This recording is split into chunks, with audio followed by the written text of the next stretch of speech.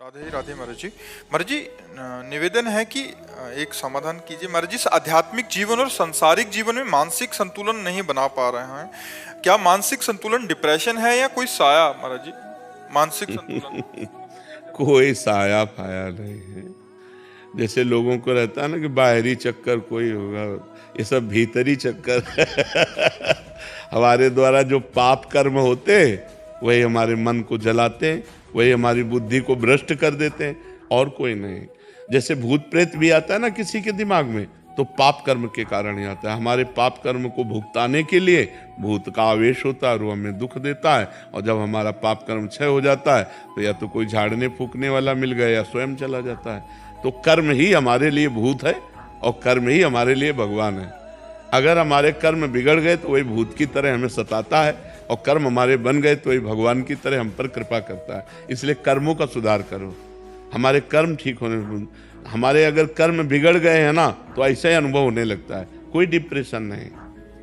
पहले स्वीकृति करो, नहीं तो अगर किसी आदमी को 20 बार 20 लोगों को तैयार कर लो अलग अलग, और उसको यार तुम डिप्रेशन में पहुंच गए क्या?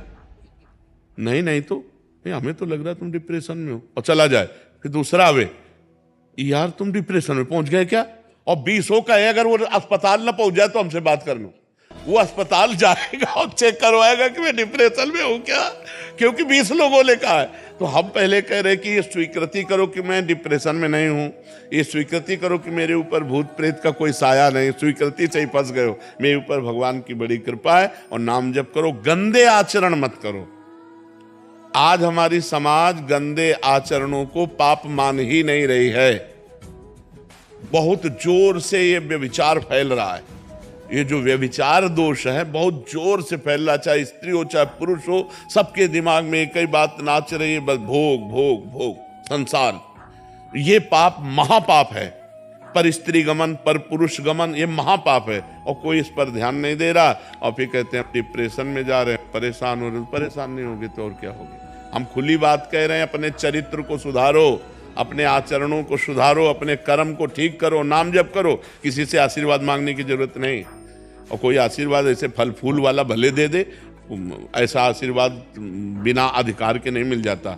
तुम्हें भजन करना पड़ेगा, तुम्हें अपने आचरण ठीक करने पड़ेंगे, तुम्हें तप करना पड़ेगा, तुम्हें पाप नष्ट करने पड़ेंगे। उपाय हम बता देते हैं।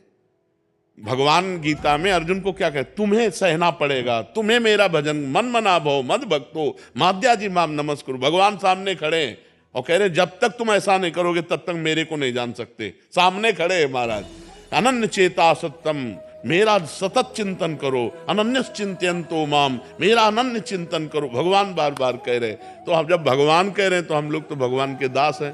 सदगुरुदेव भगवान बड़ी जोरदार है विपक्ष, बहुत जोरदार। हाँ, विपक्ष तो जोरदार क्योंकि हमारे स्वामी का ही है, किसी और का है क्या?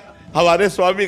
तो सोचो, जिसकी एक माया शक्ति इतनी जोर की है, उसकी कृपा शक्ति कितनी जोर की होगी। प्रभु पहले वो कहते थे, अब आप अरे अब ऐसे ऐसे ऐसे थोड़ी का बोला जाता है जैसे तुम मंत्र बोल दिए। मंत्र ही नहीं मिला तुम्हें, तभी तो दुर्दशा है।